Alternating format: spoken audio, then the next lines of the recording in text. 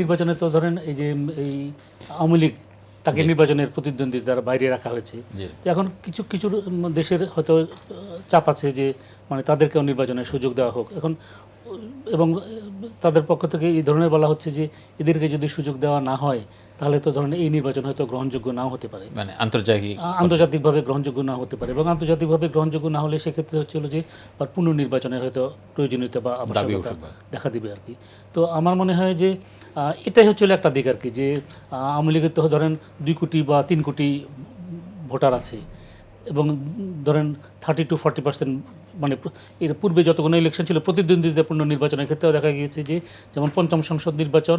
এবং হচ্ছে হলো সপ্তম সংসদ নির্বাচন, এই দুটা নির্বাচন তো প্রতিদ্বন্দ্বিতাপূর্ণ ছিল, তারপরে অষ্টম এবং নবম ধরন প্রতিদ্বন্দ্বিতাপূর্ণ ছিল, এবং এই 4টি নির্বাচনের প্রত্যেকটিতেই দেখা গিয়েছে যে তাদের কিন্তু দেখা গিয়েছে যে জনসমর্থন 30-এর নিচে ছিল না।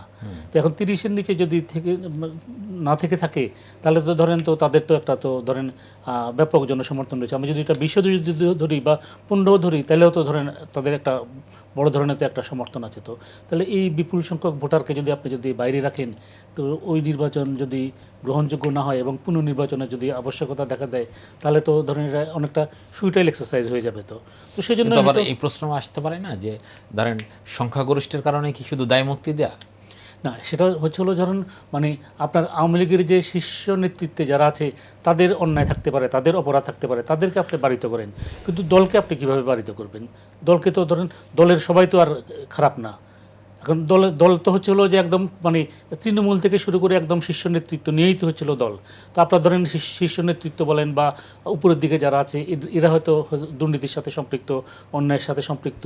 তারপরে ধরেন আপনার হচ্ছে হলো যে গণহত্যা বলেন বা গুম বলেন এগুলোর সাথে সম্পৃক্ত ছিল, তাদেরকে আপনি বিচারের আয়তায় তাদেরকে আপনি যদি তাহলে করতে পারেন, মানে এইগুলো ফাইসালার পরে সেই প্রসঙ্গটা আসা